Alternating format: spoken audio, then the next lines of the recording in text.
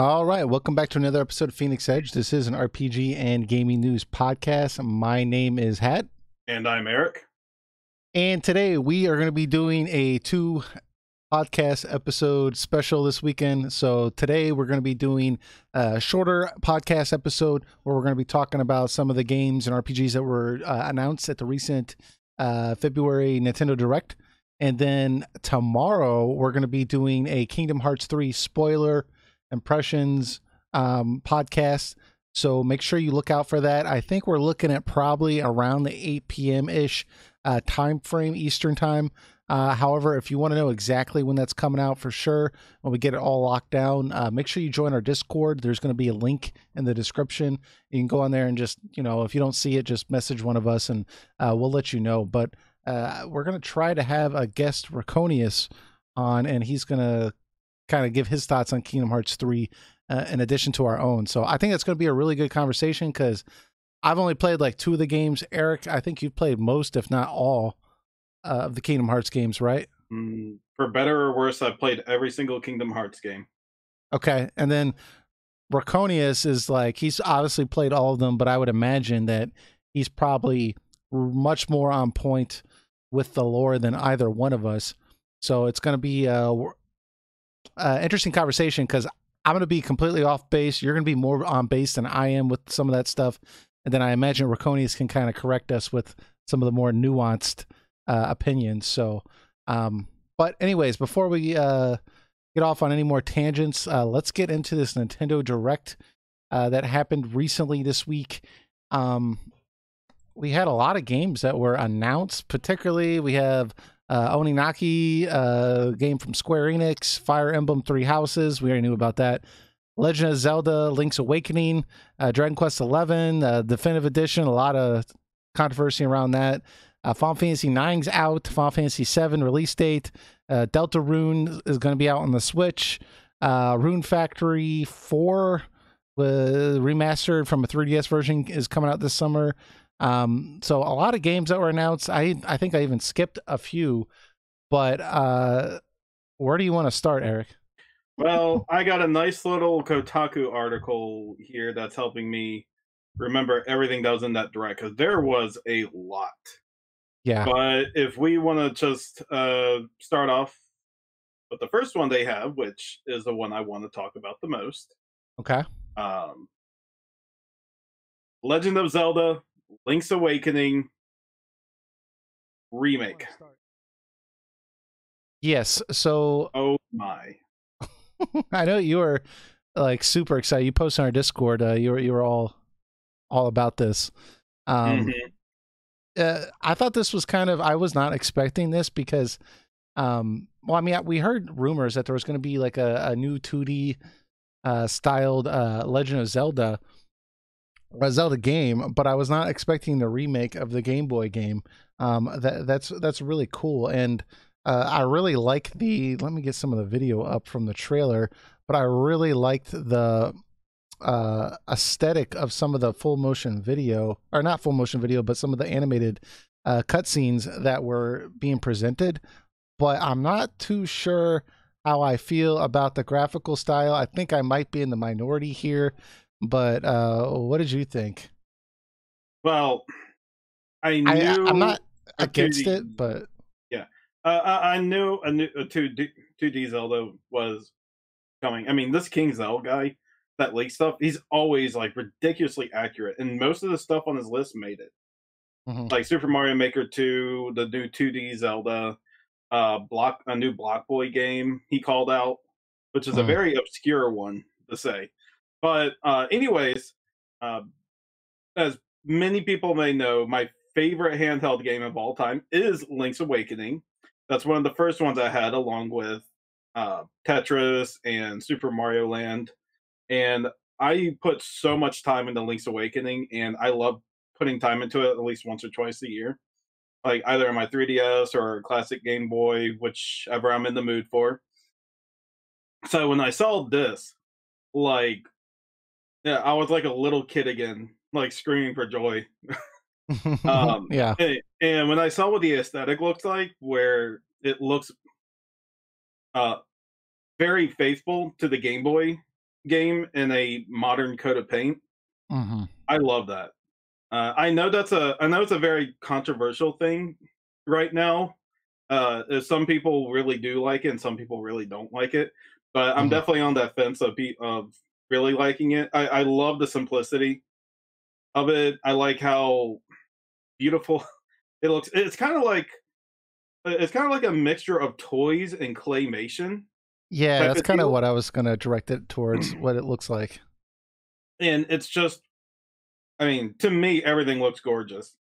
Unfortunately, they didn't really give us much info on what the difference will be between the remake and the original game, besides the fact it's a modern Modern take remake. on it. I Yeah. mean, like I said, I really like these animated cutscenes that we saw in the, and I don't know if this just is going to be an introduction sequence and that's it, but we saw in the trailer when we get to the actual gameplay element. I think it's one of those things I'm just going to have to sit down and play, because on one hand, I like aspects of how faithful it is, like you mentioned, but it does look a little like off to me. I don't think I would have gone this route. I think I would have gone a more cell shaded route like we saw in Breath of the Wild. Obviously, you can still keep this kind of 2.5D, 3D look to it that the game has, but it's not exactly what I would have gone with, but I don't necessarily hate it. It just kind of reminds me almost of the Secret of Mana graphical style. Not that like it was kind of like I that's not the direction I would have gone. It's not quite that bad, but it's I think it's one of those things that I'm gonna have to try out and get my hands on to really see if I like it.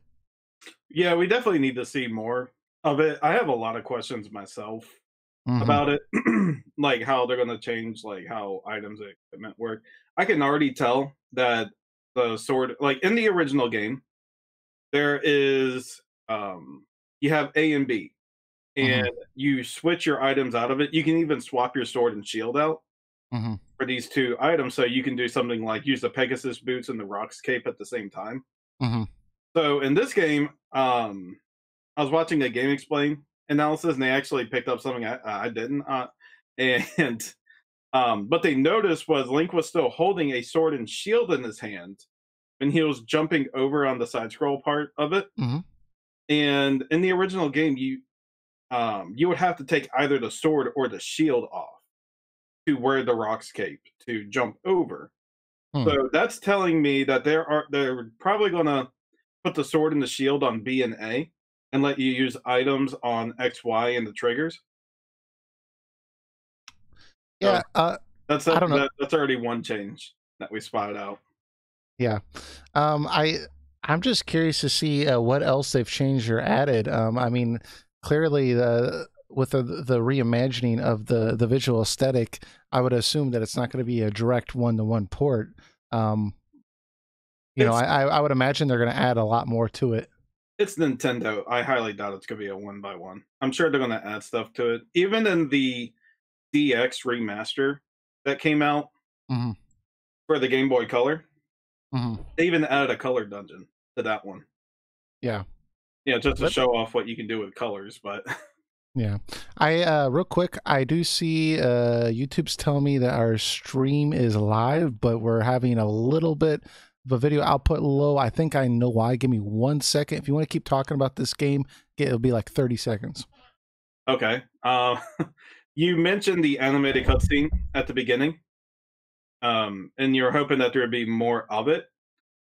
That animated beginning is actually a mostly faithful uh uh reshot like by shot of the original intro sequence of the original game.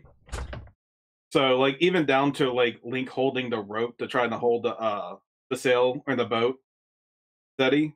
Like that's Hmm. part of the original part also. Of course this is much better animated, and not just a few still images, but Yeah. there is that. Um I don't know if there's much else to talk about. I did also notice that transitions that were in the Game Boy game were not transitions in the remake. Like if you notice when you come out of Marin's house, Hmm.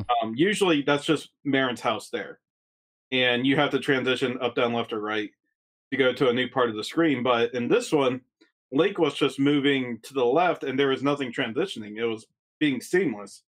So what I'm wondering is how far are they going to go with the seamless route? Are they going to just have it just be the village be one thing and you transition to a forest or Yeah. next area?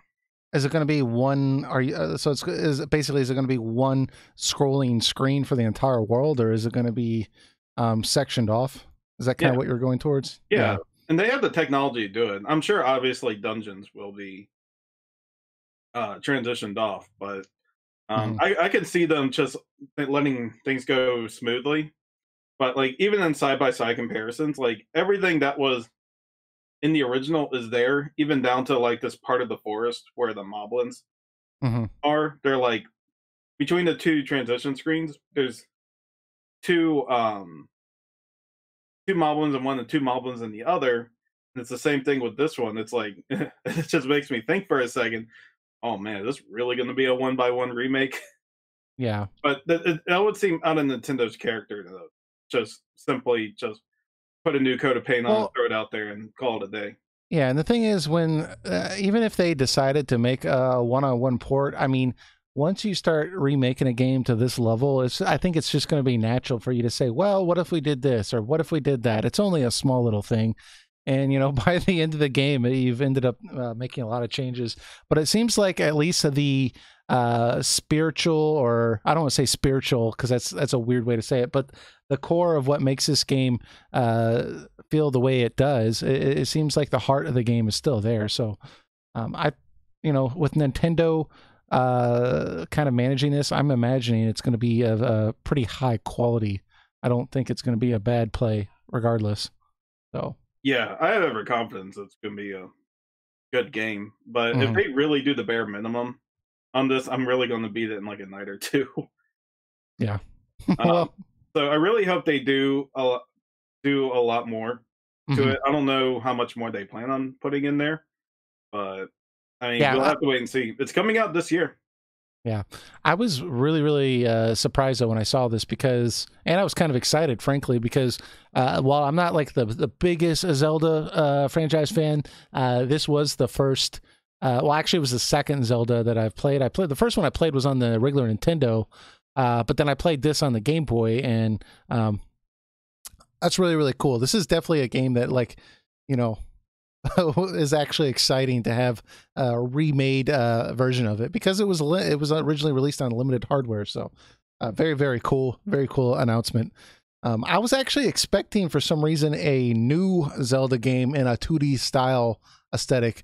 So this was very much a surprise for me. Yeah, it was a surprise for me too that it'd be a remake Hmm. because I was either thinking either it'll be a whole new 2D Zelda or like a sequel to the multiplayer game Triforce Hmm. Heroes, which I Yeah. was really hoping wouldn't happen. Even though Yeah. I enjoyed that game enough, but I really don't want another one right now. Hmm. And third would be like a remake of something, which likely Link's Awakening, because we've already done HD remasters of Ocarina of Time, Majora's Mask, and Hmm. um, Link to the Past. We got like a reimagining pseudo sequel type of deal. Um, Yeah. so they've always done something more to it than um, what we get. Like we got Master Quest and Ocarina of Time, and then Majora's Mask put a bunch of quality of life features in. So I feel confident something good's going to happen from this. We'll probably see more of this at E3. Yeah. I would assume this is definitely going to be a big draw. Hmm. Um, let's keep moving on though, if you don't mind. Yeah. Um, one game that I did see a lot of, and a lot of these games, we'll get into, but one game that I was kind of surprised also to see is, and I don't know if I'm pronouncing this correctly, but Oninaki, I don't know if I'm saying that correctly, but it's basically a game that's being made by the same development team, the Tokyo RPG Factory, that made I Am Setsuna and Lost Sphere. And while, yeah, you know, I'm a little mixed feelings on both those games. I liked I Am Setsuna better than Lost Sphere, but this seems like a entirely new direction for them. A lot higher budget. It's got some like cut scenes. The visual aesthetic is really, really appealing to me. But it's still kind of set in that same world, it seems like, because you see a lot of similar design and level design and similar enemy designs. The character sprites still have like small little feet, but you can actually see their faces.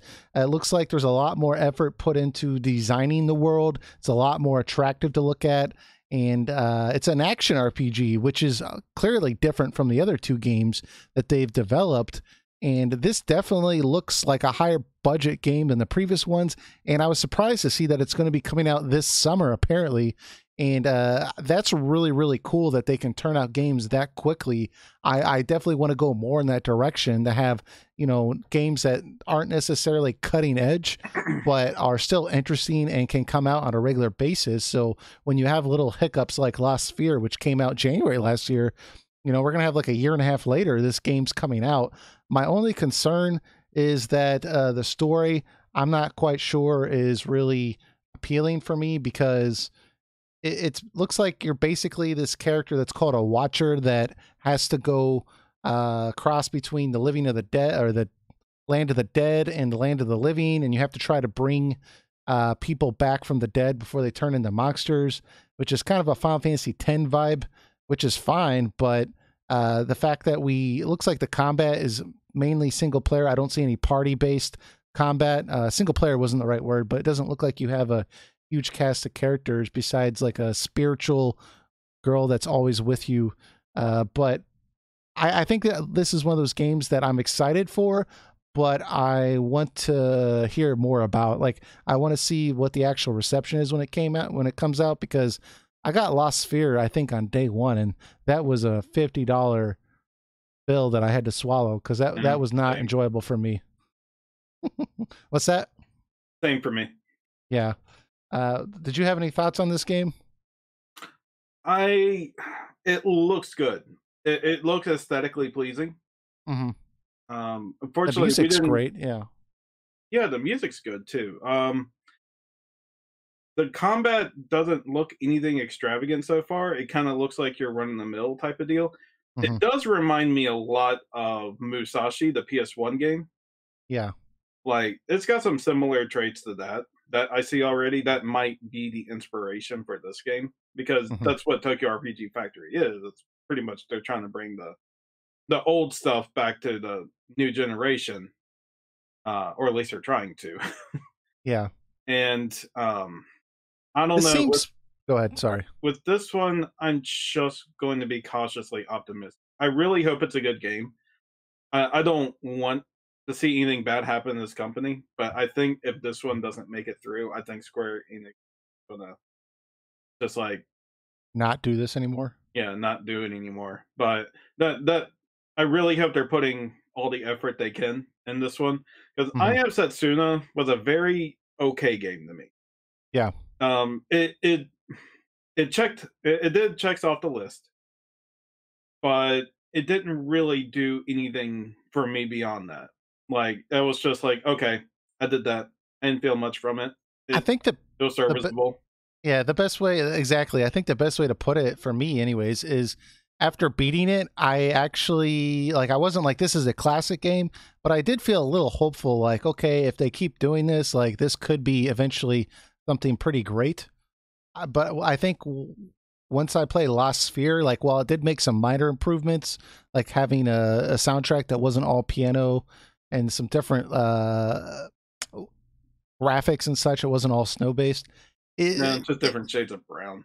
Yeah, it was to me, it was the wrong direction from a narrative standpoint. It was really, really boring. So that's the worst crime you can do in a video game. Be boring, and that's what Lost Sphere was from the beginning till when I just had to stop. Yeah.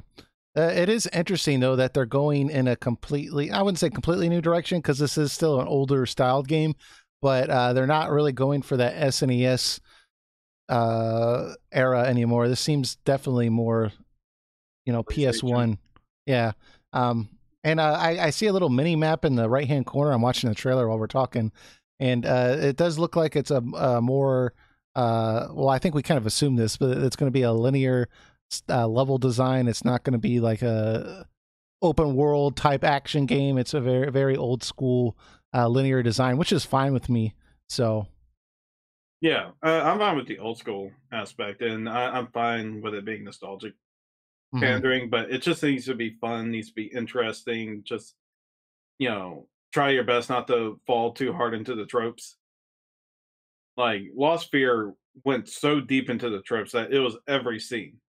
It's like, okay, the little kid's being annoying, the other character's messing with him, he gets mad, that type of deal. It was just like every scene. And Yeah. I was like, stop it. This is like repetitive to it should be a crime how repetitive this is. Yeah, it Mm. was it was really really, I don't want to use the word terrible, but I'll use it. It was terrible for me, anyways. Lane says, "I really hope there is some originality to this game.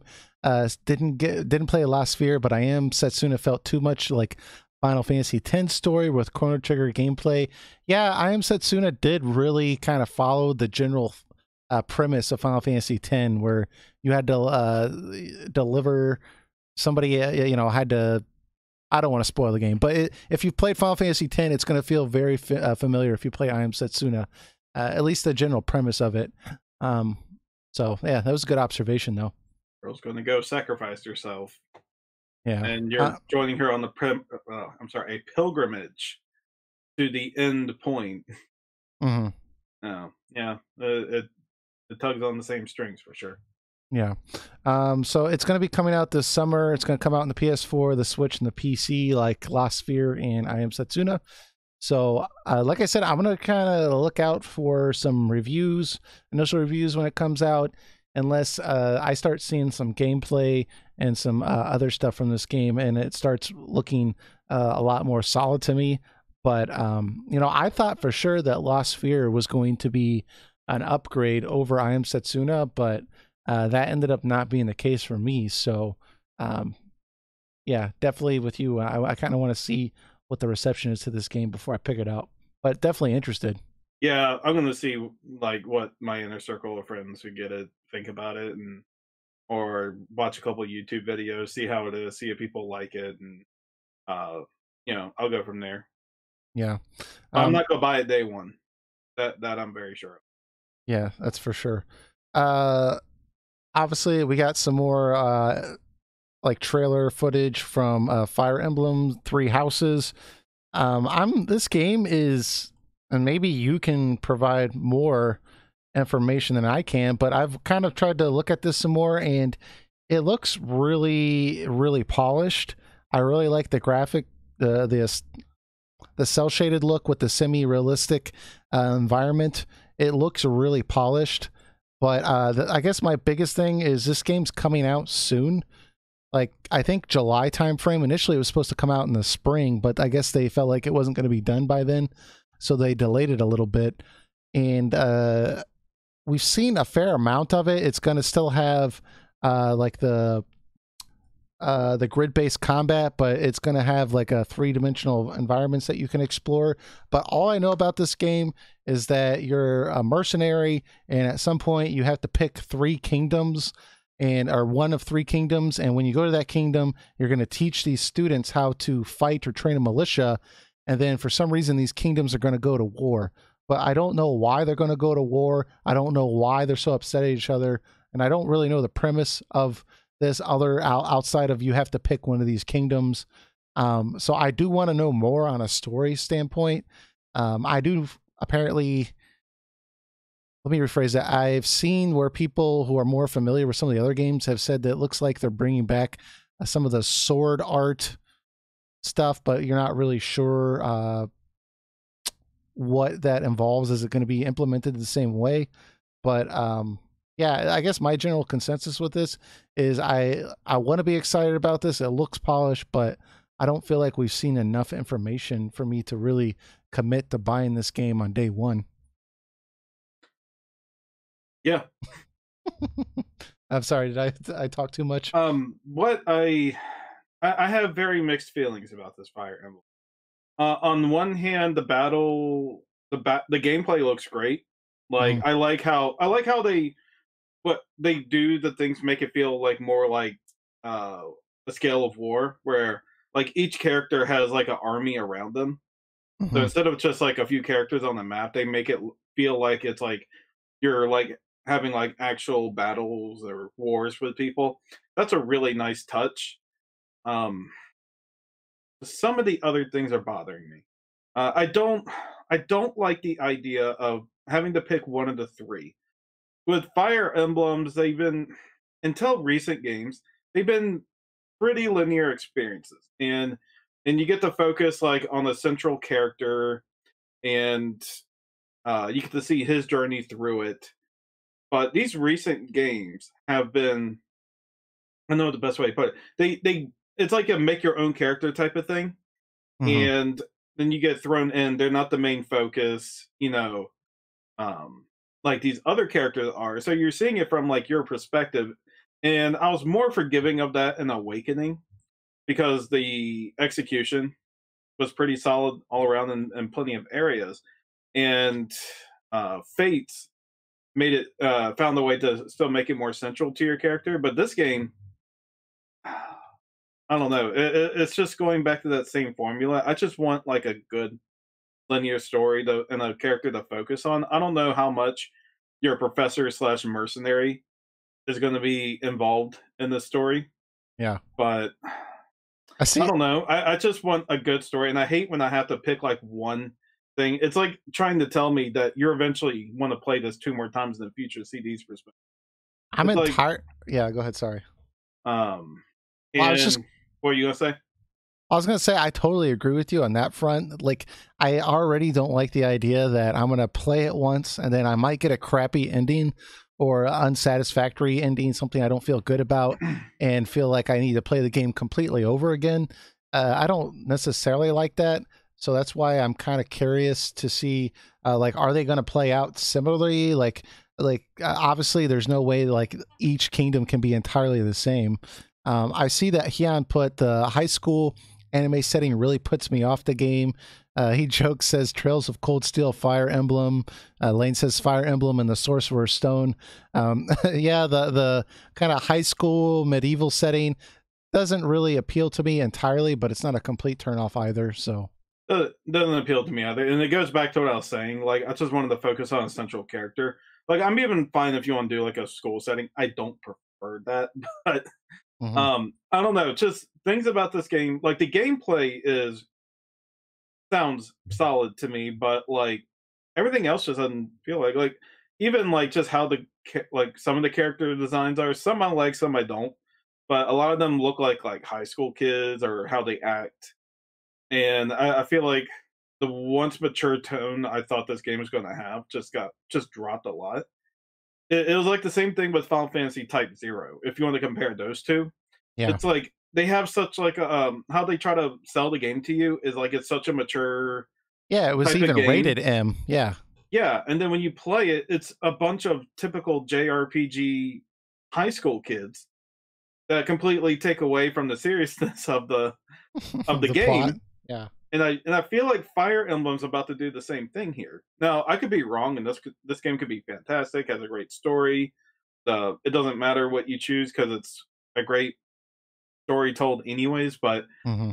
I don't know. Fire Emblem, I feel like while the series isn't bad yet per se, I feel like it's going down a slippery, like a slight slope since Awakening. Because if you compare those to like the GameCube and Wii game that came out, Hmm. or the DS ones, like they feel like different games at this point now. Because I feel like they're kind of pandering to the otaku scene now with Hmm. it and Yeah. going a little more mainstream with it. Maybe I'm being just a little hipster here, but I liked Fire Emblem before. It was cool. Just best way to put it. Yeah. Well, I mean, it's, I think, once games start being in development for however long, it's eventually they're going to want to change or want to try to appeal to a new market, expand their audience. And sometimes, unfortunately, that's at the cost of abandoning your old audience. I don't feel like you necessarily have to do that. I think there's ways to appeal to a new audience without completely abandoning the old audience. But again, I guess this is one of those games again that I want to hear more about. I want to see some of the early reviews before I actually commit to picking it up. I want to buy it and check it out because it looks appealing to me in some of the scenes, but I just don't know enough. I'm gonna pick it up also, but this is just stuff that's worrying me. Like, I think the series may be getting too mainstream for its own good. Yeah, Heon says it's pretty confused. It's like they want to have their cake and eat it too, make it mature, but still give the kids a cast to project into. Yeah, it's a little strange and it feels kind of creepy when it tries to be that mature, but then Oh, it's like kids. that's true because it makes you wonder who are you trying to appeal this game to? Like, are you trying to get like a mature audience in? Are you trying to get the teenagers in, or trying to do both? And it's just not doing what it's supposed to. I don't know. Yeah. I'm just a little worried. I mean, it could turn out being just a completely fine game, and I enjoy it, and I'll gush about it on here. But for now, I'm a little skeptical. Yeah. On a different note, I did pick up, I was one of those people that purchased Final Fantasy IX the day they announced it because they said, Final Fantasy IX is coming out on the Switch. It's already on it'll be available later tonight on the store. So I went and downloaded it and purchased it. And yeah, it's not the best version of Final Fantasy IX. Let me just say that. It's got some issues that may be deal breakers for some people. In particular, the first battle that you encounter, it already sets it off on a bad note because the screen will be black for like 20, 25, 30 seconds. I can't remember the exact amount of time, but it was abnormally long while the music's still playing, which made me feel like, is this battle loading? What's going on? And it continues having issues like that where the game just feels laggy to me. Also, some of the sound effects like kind of crackle and feel like over compressed. But it's strange. Not all the sound effects are that way, just certain sound effects. It's also weird because a lot of the sprites are HD, right? They put the work in to clean them up a little bit, but then other sprites are not HD, so like it doesn't really mesh too well. And I mean, it's just overall not the best version of the game. One major issue the game is having right now, I don't know if they'll put a patch out to fix it, but when you finish a battle, the music restarts right after the battle ends for the environment, whereas in the PlayStation version, the song will pick up where you left off before you went to battle. So a lot of people are like, hey, unless my character is completely still, I can't listen to the entire track. It restarts from the beginning again. Yeah, I never noticed that. That's really a thing. Yeah, Huh. so that's kind of it's one of those things that you don't really notice until you point out to someone, and it's kind of frustrating, I guess. Apparently, the Final Fantasy X version, Final Fantasy X that was remastered for the PS4 had the same problem, and Square went out and patched it because there were so many people complaining about it. Like every time you got in a battle, after the battle ended, the song would restart again. And it was really frustrating to a lot of people that wanted to listen to the full song like the original. So what it feels like to me is, especially given the fact that they just announced this real quick, it feels like to me very similarly to the surprise Chrono Trigger announcement. Like, surprise, Chrono Trigger's on Steam today. We didn't even announce it. Aren't you so hyped up about this? Go buy it. And it ended up being a terrible port of the phone version. And that's exactly what this feels like. It doesn't feel like it was like exactly that. Yeah, it doesn't feel like it was specifically altered in any way for the Switch. It still has a lot of the buttons on there. You can clearly tell are there for you to press on, like the phone version. It does have the little hand icon thing that you can use on like the PlayStation version, which I appreciate that, but it's not the best version of the game. So is it terrible? Like, can you play the game? Yes, you can play the game and it can still be enjoyable, but it's not the best version of the game. And I'm disappointed and kind of baffled why Square continues to do this because when you look at other games they've released, like Kingdom Hearts 1, they like rebuilt that game from the ground up for the PS4. And I understand they were trying to push for Kingdom Hearts 3, but like you think they could do a little bit more work on Final Fantasy 9. I mean, I'm not saying you have to remake the game, but like come on. Like give me a definitive version. I don't want to have to emulate the game from here on out just to, have a decent version of this game. The FF9 HD version is definitely not the worst thing to come out Hmm. in terms of HD remasters from them. One of the glaring issues with it, obviously, is that the character models have a new HD texture to them, Yeah. but the backgrounds do not. Yeah. And that can be very jarring for a lot of people. I got used to it because I bought it on my iPad, and the touchscreen controls actually work really well. I know people don't want to hear me say that, but it actually does work pretty well for what it is. And the game actually scales pretty nicely, even on my iPad Pro, Hmm. which would made it kind of strange to me that the Switch version is like more in the 4:3 format. I won't say necessarily that's a bad thing, but you have these widescreen versions and they didn't do that. So I was like kind of scratching my head on that, but I guess there's probably some limitation of the Switch they couldn't do. But Yeah. So, it's fine enough to play. Um, you can play the same game on Steam or like I said on mobile, but I mean that is all it is essentially is a port of those versions with it. So if you don't have like a tablet or want to use your phone and want like to use like hardware like controls, but you want to play it on the go, I mean I'm sure I mean you can answer that ultimately, but I mean I'm sure it's fine enough to play. well, and that's one thing that appealed to me about this because I have my phone's not ancient. It's a Note 5, right? But I've had it for a few years now. And so I've got a lot of crap on that phone. So, for example, when I wanted to put another Eden on my phone, that's a 2 gigabyte game.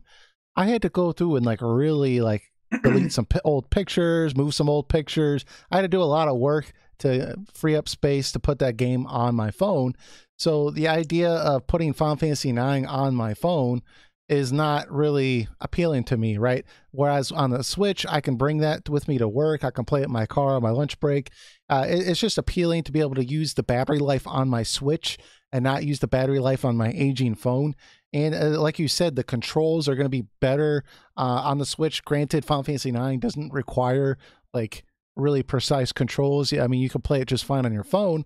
But speaking on that point, I've saw this online. I haven't gone out to test, but I saw it in a couple different places that the Switch version, it doesn't have real analog controls. It just has 8 directions for the analog stick, which is plenty to play the game, but it is kind of baffling because the original PS1 version did have full analog support. So it could go in any direction, full 360 degrees. So that is a little baffling given like that's one of the pros of playing it on the Switch as opposed to playing it elsewhere is having that full analog control. But granted, it is a PS1 RPG turn based. So, I mean, come on, do you really need full 360 degrees? No, but it's another thing going on to support the fact that like this just isn't the best port for this game. It does make me wonder about the Final Fantasy VII version that's coming out also on they announced the date for that March 26th. It'll be a straight PC port. It won't be anything. Yeah, that's what I'm saying. Like people are all excited about it. I was all excited about it. I'll still end up picking it up, and it seems to me confirmed now at least that we're not going to get physical editions of these games, unfortunately. But yeah, it doesn't look like they're going to be doing anything special to these games. They're just porting them the cheapest possible way. Yeah, I mean they're using that portability as a selling. The one thing that is almost a deal breaker for me on the FF9 HD is the fact that you can pretty much put cheat codes on. You can Hmm. max out your character's levels. You can max out the AP. so you never have to grind for AP. You can max out your guild. You can have your characters, no matter what level they are, hit for 9,999. You can turn off random encounters, which I'm okay with that one. Yeah. I understand sometimes, like Bravely Default had it, and I was glad sometimes to have it, but they have modes like that, and it really it I just don't really like that type of stuff in the game. Yeah. Like, I'm okay with cheat codes if it's like something fun to do with the game to like mess with it a bit, like a debug type of thing. But it's You know what, I'm okay with, I would be okay if they offer these features, but I would prefer they give me the option when I click new game to whether to be able to turn those features off or to play through the game with the ability to fast forward if I want to, right?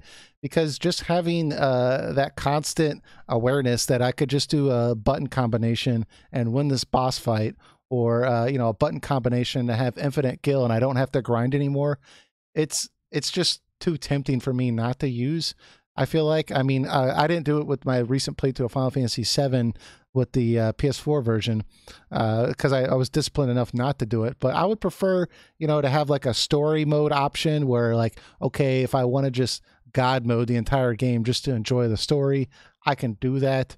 But maybe have like a standard version of the game where you won't have the ability to do all this stuff. That would be a nice feature.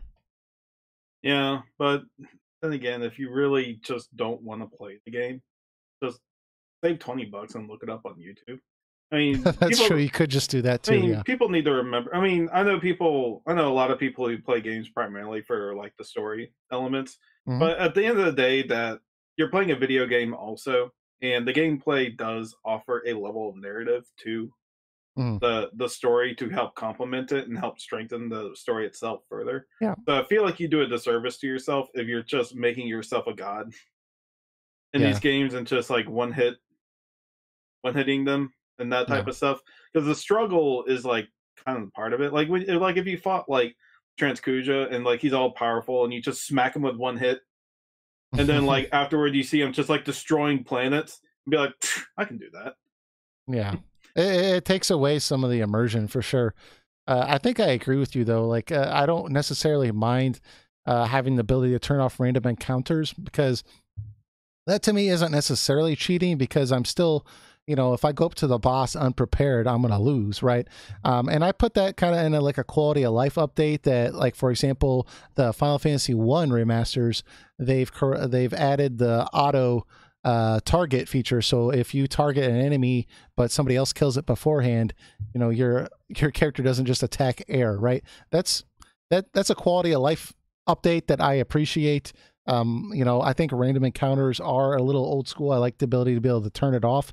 But like, yeah, like you said, like God mode, infinite kill, that does kind of ruin the immersion for sure with these games. I Which, mean, if they want to add an easier mode that helps give you a slight edge in battle, so you don't feel like as punished or too overwhelming for you, I'm fine mhm, with that. But don't give people an instant button. That's something that bothers me, like with Super Mario 3D World and the newer Donkey Kong Country games. What yeah, they do is, if you keep losing to a level, they'll offer you a item that just pretty much lets you breeze right through the level, where it's like silver mode for both of them, and mhm. you just go through the whole stage. It's like the whole point of the game is to be a challenge. And I don't know, you're speaking to someone from who was playing hard platform games in the early '90s, so Yeah. I think it just comes down to, old you man know, yells at cloud. That's me. yeah. I mean, I'm not against, like, if you enjoy playing the game that particular way, that's not necessarily the wrong way, and that's fine. I could see people get frustrated though if they want to try to criticize a game, or say the story wasn't particularly good, or that the ending wasn't satisfying, and then you find out they were playing it on easy mode the whole time. Well, would the boss battle have been more satisfying, or the ending been more satisfying if you actually earned it? I totally get that side of the story too. But at the end of the day, if somebody enjoys playing games on the easier mode, all in all, I don't particularly mind, but I would prefer not to just have those options just built into my my standard play, where I'm like freaked out. I'm going to accidentally press those buttons all the time. Uh, you know, so Yeah, like I said, um, I'm fine with easier if if like the point that they want to bring is like give you a fulfilling story. mhm. But I mean, if the game was built from the core to like challenge you, then like don't give them that win. That that teaches them nothing. Yeah. Um, I know many will disagree with me on that, but that's just my take on hey, and that's it. fine. There was a lot of controversy surrounding the Dragon Quest XI announcement, to stay on topic with Square Enix. Um, Oh boy, I'm gonna be 100%ing that again. yeah, so first off, they announced that it's going to be coming out in the spring 2019, the Switch version, which is earlier than I initially thought, because from all the talk surrounding the Switch version, there was so much reporting that like, oh, we made it on like a older version of the Unreal Engine, and we have to port it, and it's a lot of work, and it's going to be a while. So I thought we weren't going to see this till like 2020. So this is a little earlier. It's only going to be a year after the American, or I shouldn't say the Western release of the PS4 and PC edition. But one of the biggest divisive announcements regarding this is that this definitive edition on the Switch is going to have a full orchestra soundtrack, whereas the PS4 and PC version only have the a virtual instrument version. There's also going to be additional story where you can play each character as a protagonist. It's also going to have the 16-bit SNES styled version of the game, and Square That's the Enix. version I'm gonna be playing. Yeah, I really want to play that version. Square Enix has stated, though, that they're undecided on whether this content will be offered to the PC and PS4 version of the game. I'm first off, I'm pretty sure that they're just saying that because they want you to buy the Switch version, and I'm sure that these versions will come out for the other versions like 6 months later, or even possibly by Christmas of this year. Like, I'm pretty sure those are coming out. They just don't want you to hold off for those versions because, like, they're calling this the definitive version, but is it really the definitive version? Because watching gameplay or just video from the Switch version in the trailer, it looks good, but I can guarantee you it's not going to look as good as on my PS4 Pro or on my PC. It's just the fact of the matter. It's just the Switch is not as powerful as my PS4 Pro. It may not I'm be definitive graphically, but it's gonna be definitive gameplay wise. Yeah, but I know, but like once it comes out on this other thing, I'm gonna be like, why are they getting the full orchestra and we're not? I think that's one of the biggest things for me. Or why are they having this extra story and we're not? I paid $60 for the game, and there's all this like controversy surrounding like why we didn't get the orchestra version of the game, but Japan did. And it was this whole like, well, it comes down to they don't want to pay royalties on a global basis. And we're like, oh, okay. Well, come to find out, it wasn't really an issue at all because it's going to come out on the Switch version. Um, You it's also got to remember that Dragon Quest XI, while we've had it for not even a year yet, they Japan has had it for nearly 2 years. So this definitive version is kind of like the Kingdom Hearts Final Mix version for Yeah, them. but like the definitive version for Japan is much different because the definitive version for the original version for Japan had the 16-bit version, right? They paid $60. They got that. They got the full orchestra version for $60. Um, I don't so think the not for PS4. I thought from what I heard, the orchestra version was in the Japan version, Someone Japanese confirmed with version. me that's not the case. Oh, okay. Well, regardless, I think it's kind of BS that they're not like they're Square's kind of acting like this is um like it wasn't possible for the PS4 version, despite the fact that they're selling the the soundtrack on their website when this game comes out, fully orchestrated. But now suddenly it's available on the Switch. That kind of rubs me the wrong way. I will end up buying this game though, just because I want to play that 16-bit version. That's pretty sweet. I am kind of curious what they mean by character specific stories because it sounds like you can play each character as if they were the protagonists, and I wonder like how that is actually going to play out because I can't imagine they've redone every single scene in a 90-hour game They'll to likely play. be side quest. You think it'll be just side quests? Yeah, probably. And I guarantee you that these definitive content will be available for PS4 and PC after the Switch version comes. Hmm. And I think at most they'll charge $15 to $20 for it. Yeah. I don't know. You think they'll charge $15 or $20 for like to update all this stuff onto the PS4 and PC version, or are you saying that it'll only be $20 for the complete game on the Switch? No, it will be $20 for the DLC. Okay. How do you feel that Square said that this game would not have DLC, and now it's having DLC? It's only having DLC in the sense that they created a definitive version of it. Yeah. I would have to hear more about the story content, but that was a very complete game that you got for your money.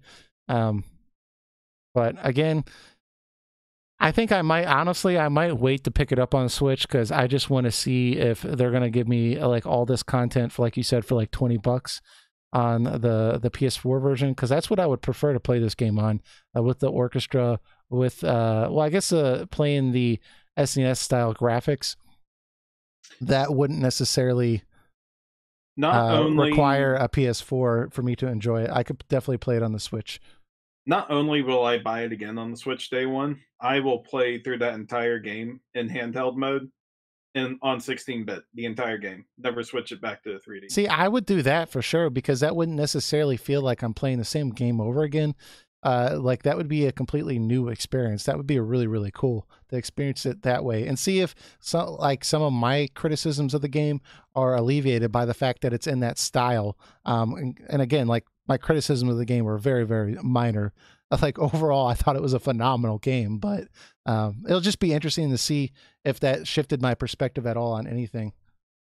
Yeah, I mean, I guess we'll see, but I mean, I trust they're going to do the right things with it. I just know it's eventually come to PS4. There's going to be too much demand from people for them not to do it, and it's a good business opportunity to do it. Yeah. And like I said, I think the only reason they're not confirming it now at this point is they want you to buy the Switch version. Like, they don't want to say, well, you could buy it on Switch in the spring, or if you just wait, you'll get it for like $10 or $15. You'll get everything else on it.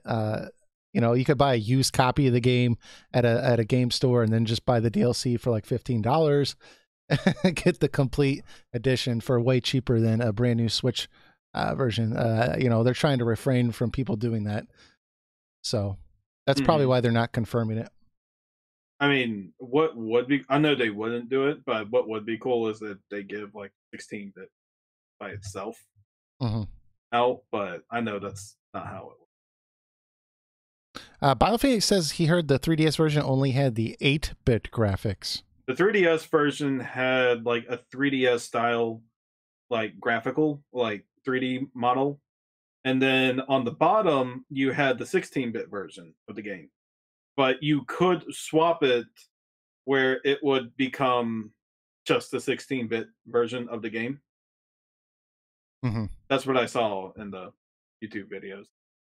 Yeah, I tried looking it up a little bit just to kind of like see if there's any like live streaming of it or anything like that I could like really get a hands-on look. But I only saw like people like kind of like showing it like with like a camera, like playing it with, and you could like see their hands playing it and stuff. But yeah.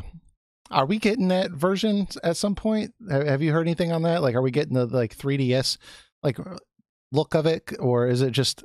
No, I think the compromise is we'll give you the 16-bit version because well, that's really, the version I prefer. But really, honestly, the 3DS version is just like too similar. It's similar enough to the 3D version that I don't think you'll get much more fulfillment out of that version. I mean, it would have been nice if they put it in there, but if you ask me to pick one of the two, I would want the 16-bit version. Yeah, I fully agree. In there, because we already have a 3D version of the game. It's just higher quality looking than the 3DS one. Now, it still interests me that they pretty much made 3 completely different versions of the same game at the same time. Yeah, and they didn't feel the need to have critical plot points as DLC to help fund the game. Like they were still able to develop three separate games. I mean, obviously the 16-bit version's significantly cheaper to make than the PS4 version, but yeah. But if uh, that and the FF15 demake are any indicators, I'm actually pretty open to this demake culture. It's yeah, if they keep doing this, that would be awesome. like, let's cancel FF7 remake and let's actually make it a 16-bit game. Let's go down lower. What if Let's try they're that. what if they're like, well, here's the Final Fantasy VII remake, and here's a PlayStation 1 version of the game. Yeah, you can It's like- toggle it on by. It's like the Master Chief Collection for Halo. You can press one, you press a button, you'll go immediately to the original and the remake version, yeah, yeah, that'd be funny. or some DLC where you have the polygon version of the characters fighting instead of the remake one. Yeah. Just before we get off any more of a separate topic, it just occurred to me too. I want to point out that even though there has been a lot of people complaining that oh, the PS4 version had the virtual instrument soundtrack, and and apparently they could have done the orchestra soundtrack the whole time. Well, it just occurred to me that perhaps maybe they initially thought the virtual instrument soundtrack or the VST was adequate enough, and they didn't realize so many people were going to complain. Because I did see a lot of people like making entire YouTube videos, and like it was mentioned in every review that I saw that some people did not appreciate the fact that a game released in late 2018 for a game that's been a franchise that's like 30 years old doesn't have an orchestrated soundtrack. Perhaps they didn't realize it was going to be such a big deal to people, and perhaps they were able to cut a deal after the fact based on that pressure. So maybe it wasn't necessarily planned from the beginning to do that.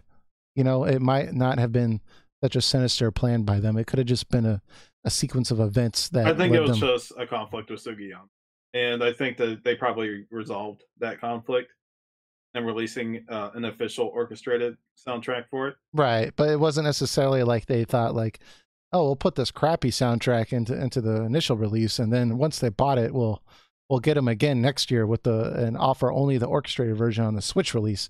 And I'm pretty sure there's probably more to it than just that. And I wouldn't go as far to call it crappy. The soundtrack is perfectly fine without Yeah, it being orchestrated. That I mean, I guess some people have different standards than me when it comes to that, but I mean, I like the beeps and boops of the video game music, so yeah. I'm Well, fine with these type of soundtracks. I mean, if it's mhm. orchestrated, that's like a bonus, cool.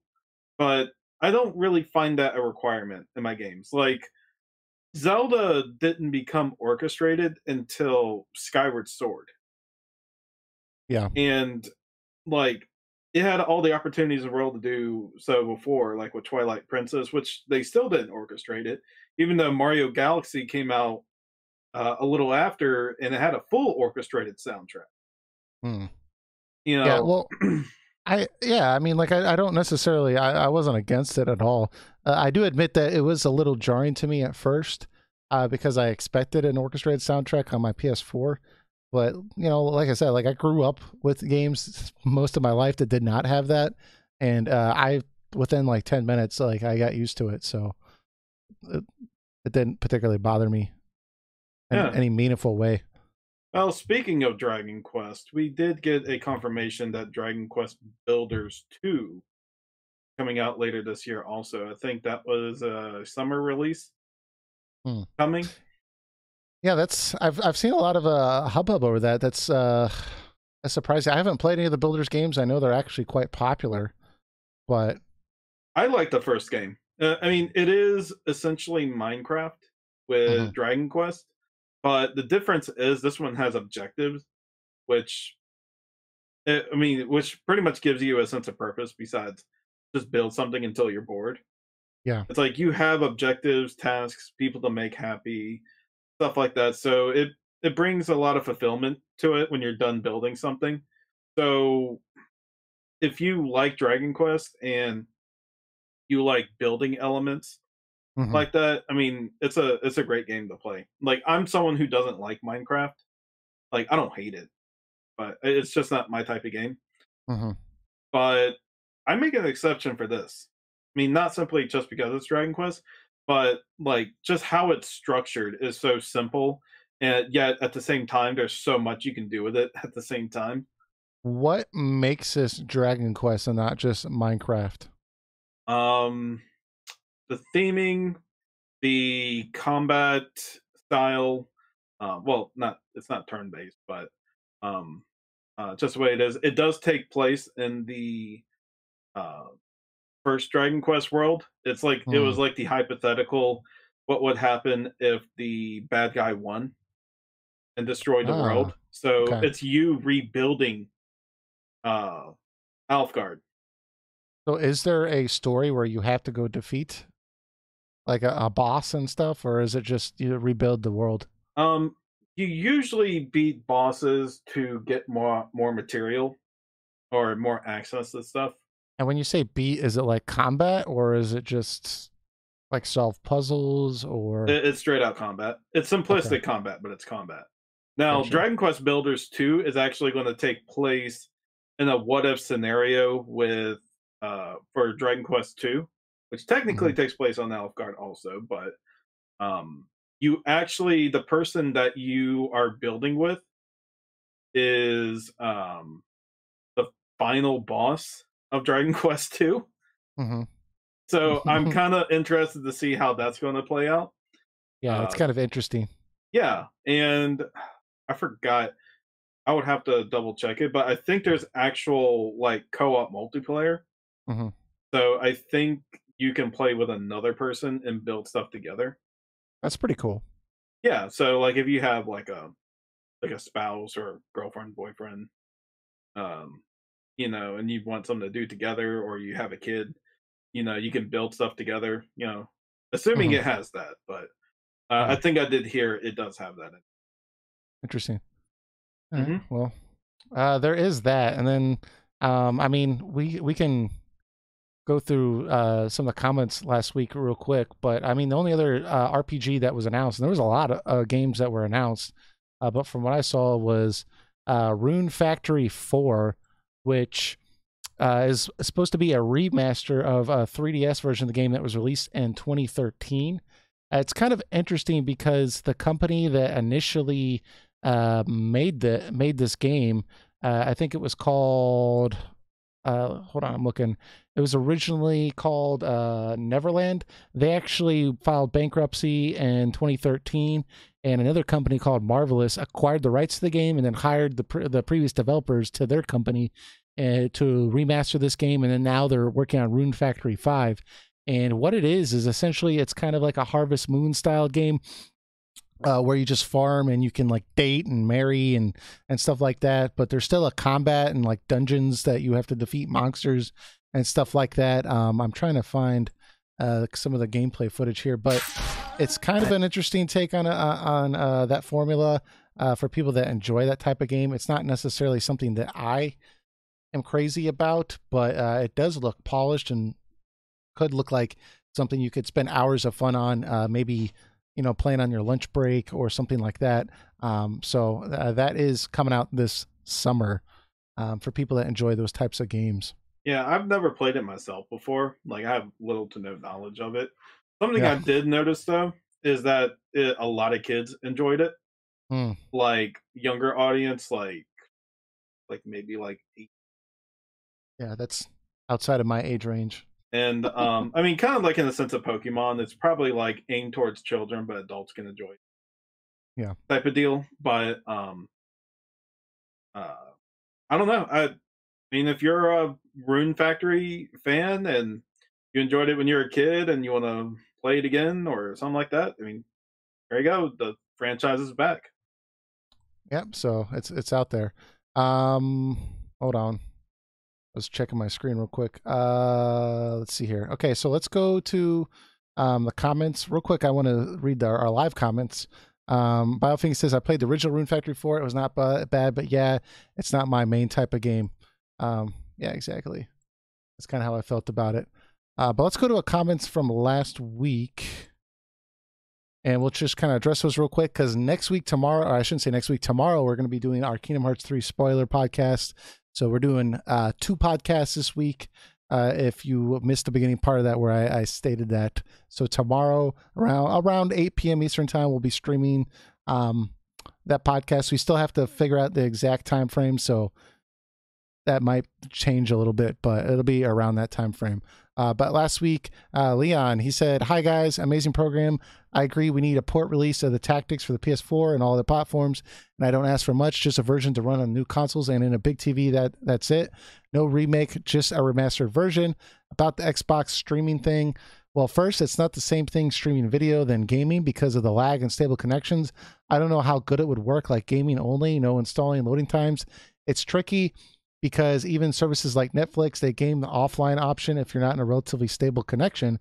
So streaming games on a Switch and make them portable, it's tricky, but it keeps me thinking that maybe Microsoft is heading towards a virtual console instead of a physical one to have exclusive games like Netflix, just like Netflix and other games, and you can access with any console, and you can temporarily install some files so you can play as long as you play offline or online. But unlike a generalized amount of people could access a good, stable, and affordable connection, then maybe a gaming streaming service could be something to look forward to and have like a more generic consoles, just like the hardware and software to run the gaming services. Yeah, Leon, I think that's the biggest concern with the idea of streaming, Xbox games on a Switch, if that's what they end up trying to do, is, will there be enough, is there going to be lag? Like, how are they going to implement this? And like, will it actually be playable? But like you said, like if it is affordable and that's your only option, it might be doable for some people. And, if you're playing an old Xbox game, I don't know if that would factor in. I guess it's still, you're just streaming. So how old the game is, I don't know if that will really factor into whether or not you need a higher connection. But yeah, that is a concern. So do you have any thoughts on that, Eric? Yeah, first with the Tactics one, I'm really surprised actually that like Square Enix has not released the mobile version of Tactics onto Mm-hmm. PC and PS4 or have it as a Switch title. I mean, they have it there; it's ready. They can get it out, do the minimal that they did like with every other one of them. I mean, I wish they do more to it, but that's likely how they're going to do it. And they haven't even done that yet, which is weird because the mobile version has its issues. But what it did do that improves greatly upon the PSP version, because it's the PSP version that's on Yeah. mobile, is that the frame rate is a lot better, and the sprite work they did upscale also. So those two factors do really well. So are you saying the mobile version of Tactics, it's War of the Lions, is actually superior to the PSP version in your opinion?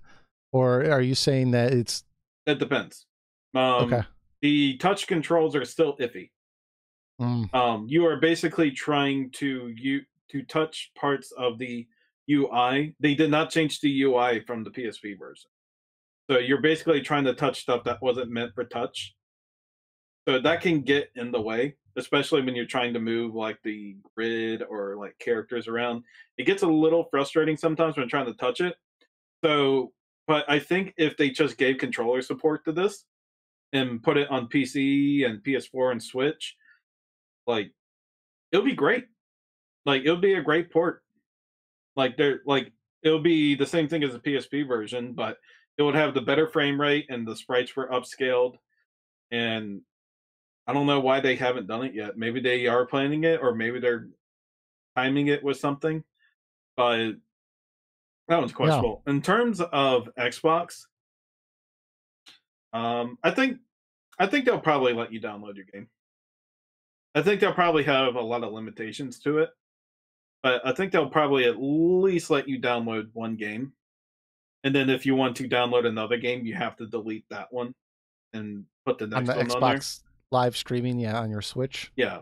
And I think if you play on online mode, I think it's probably required that I think an internet connection probably, well, of course an internet connection be required, but I think it might be in the streamable. Yeah. I mean, who knows? Like, we still have to get more information about like what exactly is going to be involved in this. They might just have certain games that just are not playable on the Switch through the streaming service. So we'll have to see exactly how it's implemented. Hanson Ono, he says, I'm really excited for the remaster of Final Fantasy Crystal Chronicles for the Switch. I guess they'll not be able to just scrap the Crystal Chalice because it's a central plot device. It would be really nice, though, if they would just implement the Chalice carrying Moogle from the single-player mode into the multiplayer as well. On the GameCube, it also frustrated me that the multiplayer mode was only playable with linked Game Boy Advances as controllers. Back in the days, we had to combine our accessories to be able to play together. The controls with the Game Boy worked pretty good, though, and it was great fun to play the dungeons together. I liked the battle mechanics and how magic was used in the game. I have really put a lot of hours into the game because I totally love the world, the tribes, and the design, which was a lot of like FF9. Over time, it has even become one of my favorite Final Fantasy games, despite all the obstacles. I really hope that they take the chance now to improve some gameplay mechanics for the remaster to make the game appealing to newcomers. I think that would be a great compromise. Yeah. I mean, if you can't 100% get rid of the Chalice, at least have it the Moogle like hold it. But the one problem with that is that you would still have to have some way to control the Moogle, because when you have 4 people moving at once in that thing, like you're gonna have a really hard time coordinating those 4 people. The point of the person picking up the Chalice is that you can follow them or you can get away with them if you want to be a jerk, but it's so you have full control of where that goes. Telling an AI Having an AI trying to keep up with that is probably going to be problematic. So that's why I still say get rid of it altogether. But the problem is it's part of the story also, the miasma. So it's a complicated situation. So I understand why necessarily it may not be taken out, but I really wish it would. I just responded to him and basically said that like I was kind of surprised regarding the enthusiasm for this remastered version to come to the Switch, because I wasn't particularly fond or excited about Crystal Chronicles when it was announced and it came out, because it felt to me like this was just a cash grab. When I was younger, and I thought, the real Final Fantasy games, these come out on the PlayStation, right? I was kind of closed-minded like that, and I did not realize that so many people actually enjoyed these games. I had placed this more in the realm of like Final Fantasy Chocobo Dungeon and offshoot games like that, and apparently I was wrong. So I'll have to pick this up and finally give it a shot, more so than I have in the past, and really try to give it a chance. So. Yeah, if there's some obvious improvements, like I probably want to get on the game with my friend, play it again. I mean, it was a fun game, and I played it back then. Just like you, Hanson, like we had the Game Boy Advances. Each one of us, we went out and bought the cords. I mean, it was a hurdle to get past that point, but we eventually were able to do it. Yeah. I'm gonna keep going here. We have BioPhoenix. I'm gonna pull up the game. We kind of referenced this game last week when we were talking about all the various RPGs that were coming out, and a lot of them either I or Eric have not really heard of, so we're kind of talking about what we think about them from just looking them up online. And one of them, Zinky Zero Last Beginning, I don't know if I said that right, I probably butchered that, but it says it looks like a really interesting RPG from what I looked into. It's made by the same guys that did God, I can't ever pronounce this game. It's like the storybook version game, Danganronpa, I can't ever say it. Danganronpa. Yeah, I'm not trying that. I'm very familiar with it. I watched Mike from Resnet Arc. I watched many hours of him streaming one of the games. So, but anyways, he says, where you're the only survivor on Earth stranded on an island. I will get that in March to see how it is. So the game he referenced is Zankai, maybe Zero Last Beginning, opening trailer. I'm here watching on YouTube. Let me pull it up so y'all can take a look. But it's an interesting premise for a game. It looks like people, these kids, they only live for 13 days and then they're reborn again, and they're stranded on this island. And you just have this group of people they start out as a baby, then they're like an old man by like or old woman by day 13, and they die, and the whole cycle starts over again. And I can imagine an interesting story developing on that. I think 13 days is a little quick though. Not sure that's the time span. I would have gone maybe more like 5 years or 10 years because, like, is this entire game going to take place in 3 days?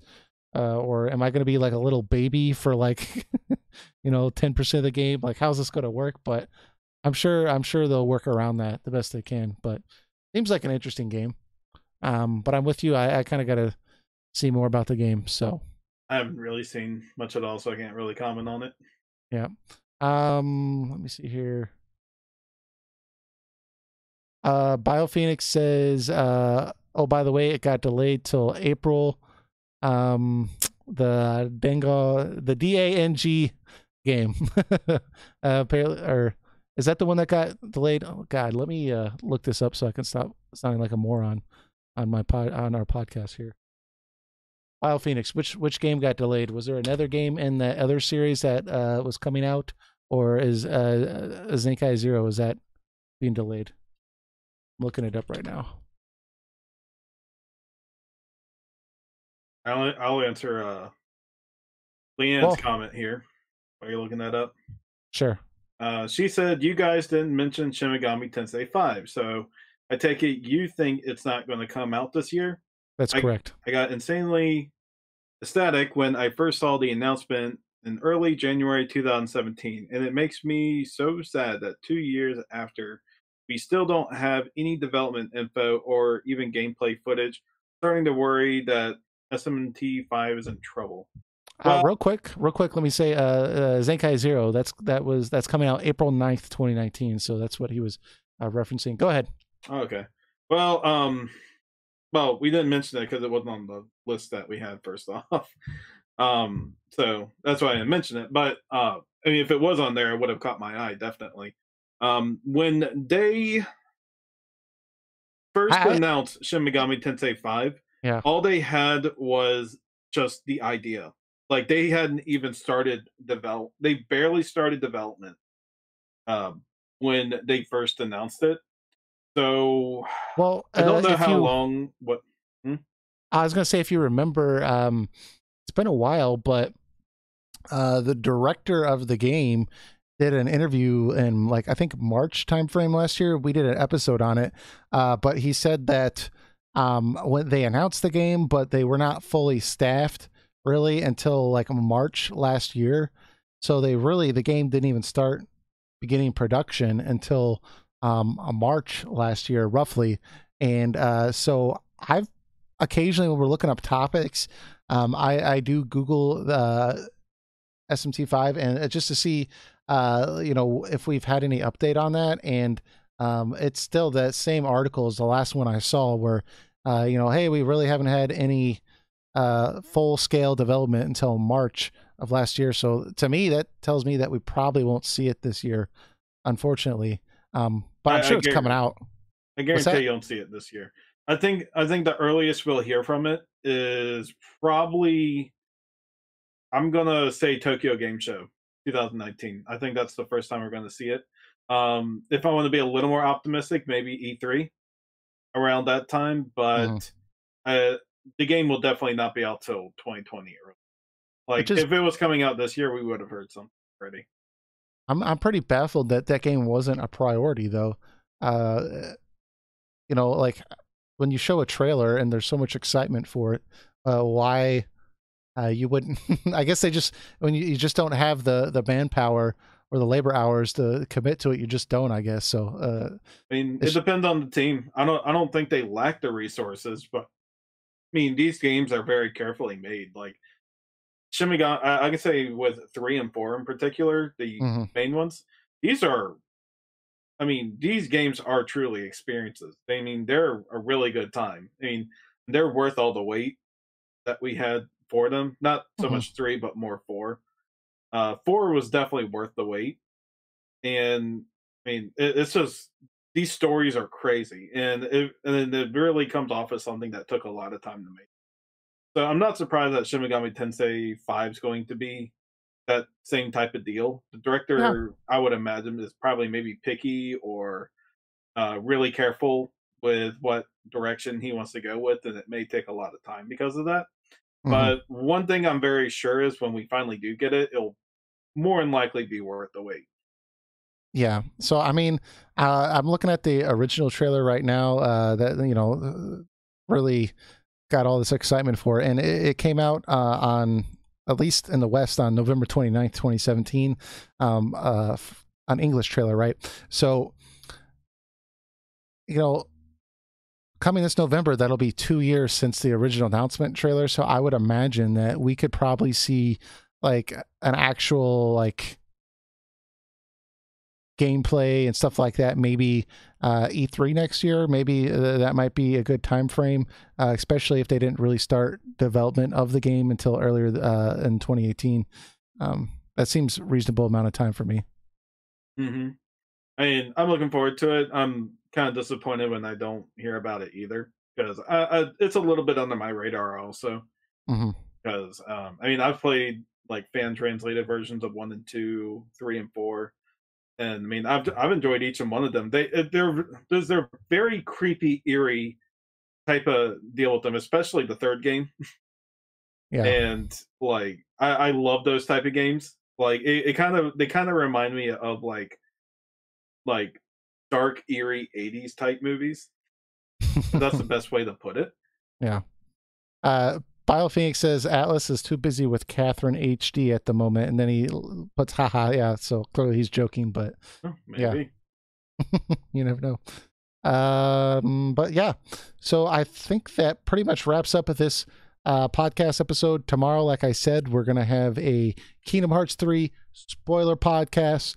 So we wanted to kind of separate these. So if you're interested in the Kingdom Hearts 3 spoiler podcast at a later date, because you haven't finished the game, you don't have to listen to an hour of us talking about Nintendo Direct for February, when we probably have more information about a lot of those games by the time you beat the game. But that will be available tomorrow if you are interested. We're going to have another YouTuber, Raconius, right? Yeah. At least last we've heard, anyways. We've confirmed with him that he's going to be able to make it. So it should be a pretty good conversation. Yeah, check our audio version out. We also have a Discord channel if you want to talk with us on there. Eric, were you about to say something? No. Oh, I thought you were. Okay. So we will catch you all tomorrow, probably around 8 p.m. time frame Eastern. But again, that time frame may fluctuate a little bit. But join our Discord server. Link is in the description, and that way you can keep up to date with all that stuff. But we'll catch you all tomorrow around All right. the same time frame. Take care. Take it easy, guys.